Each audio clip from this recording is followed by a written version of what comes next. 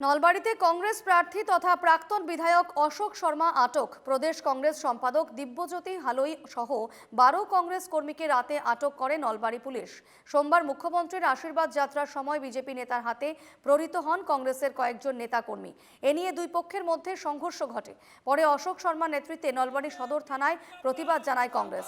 প্রতিবাদী বিক্ষোভের পর প্রাক্তন বিধায়ক অশোক শর্মাকে আটক করে রাখে নলবাড়ী পুলিশ।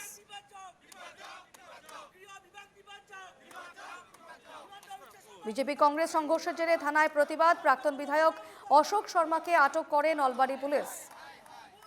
প্রদেশ কংগ্রেস সম্পাদক দিব্যজ্যোতি হালই সহ 12 জনকে আটক করেছে নলবাড়ী পুলিশ।